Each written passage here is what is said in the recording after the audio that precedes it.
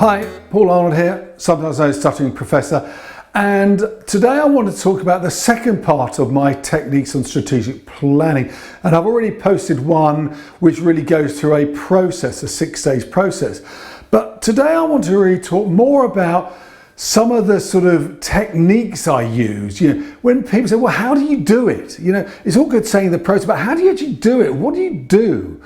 And those are some of the things I want to talk about. Now, again, as I said in the first video, I can't really compress 30 years into just this short time space. So I'm just going to share some of them. There are others, obviously, I also use.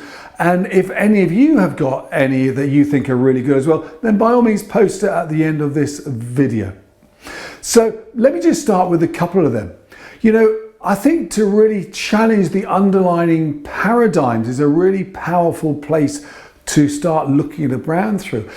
What are those things that are irrefutable, that can't be challenged, actually deserve to be challenged? Because often if you can break through one of those, you're more likely to actually open up the brand to new things. When KitKat, accepted that maybe they could move into formats outside of just the 4 long sticks, they created many more other opportunities of brand growth. So sometimes we need to absolutely challenge those things. And even if you find that they're not going to change, it really gives you a deeper understanding about the brand and obviously about the organization. And that can be just as powerful in its own right. But one of the things that I find I sort of worry away, and I talk about, planners need to worry away things, that's probably why I've lost all my hair, is you've got to go back to the raw essence, the brutal simplicity of truth. What is this brand, is this product about? What is it? What is it?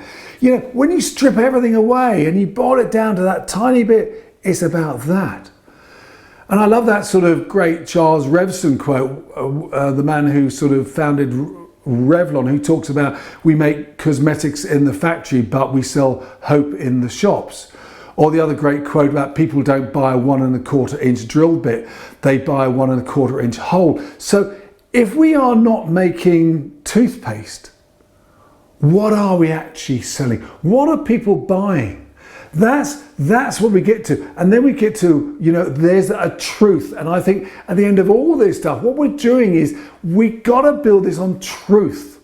Fundamentally, I'm not about creating ersatz brands. I want to find a brutal truth that we can then leverage for the brand. We talked a lot about, emotion being a primary driver of our behavior, and I think this idea about owning an emotion, if we are often trying to get a state change, often we buy a product for a state change, it takes us from that state to that state, be it soup that takes us a cold, wet, miserable day and it makes us put a little bit of warmth inside of us. What is the emotion we think this brand wants to own? And I think that's a very powerful place to be. And I think the work that Cadbury's did with the Gorilla was all based around, we basically don't sell chocolate, we sell joy. And the whole advertising campaign of Gorilla was all about this idea about bring alive and make people feel that sense of joy from our communication. We're giving them a taster of the brand experience yet to come. So I think to really own an emotion is powerful. And within that, to find the tension point. Where's the point that things are not going quite right? Because often if we can resolve a consumer tension point and be the brand that does that, that's a really powerful role for the brand to be in.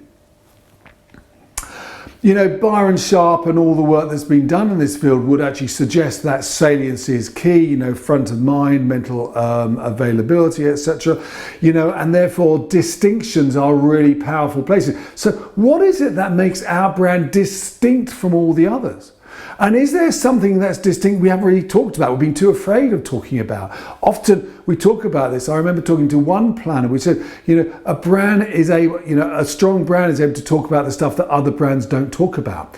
And I think that's a really powerful to get back to the idea of truth again.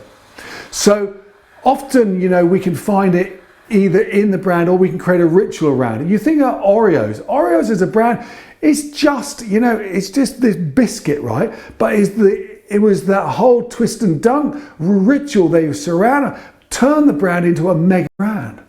So in many ways, I think actually we need to look at that.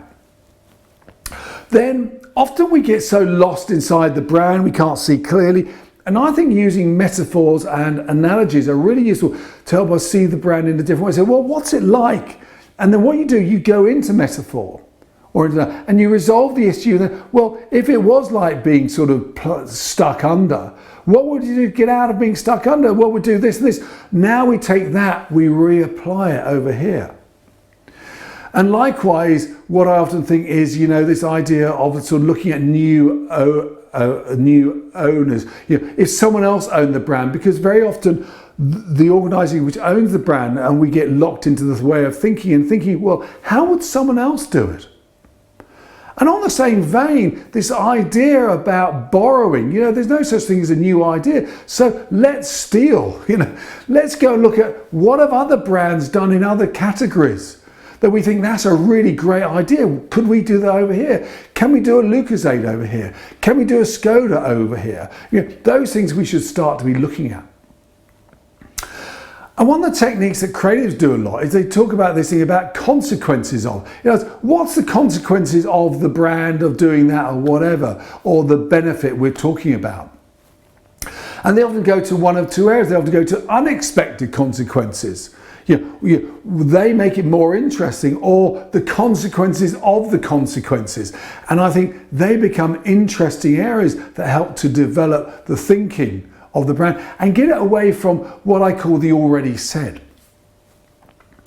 And then often I would say, well, what's the gold standard? What is perfection in this marketplace? And what's the torture test? How can we prove that stuff? And then building on that, often within there is a comparator. And to go back to the work I did on behavioural economics before, this idea that we often weigh things up comparing to others. So who's our comparator base? Who can we win against? What is the area that we are going to be comparing ourselves against to demonstrate our superiority? And then I go back into that sort of, into the gritty realism, right? In other words, I try to get into their shoes and think, well, how would I use it? What would I do? What would I say? What would make me go and buy it more or buy it? And then I go into what would I say to my brother, my sister, my uncle, my aunt? What would convince them? Because I think we get down to granular realism. And I think that's a really powerful place to be in. And then one of the other techniques we often look at is this idea of inversion. How do we turn this inside out, upside down? That great one about turning a negative into a positive. That'd be quite a good one.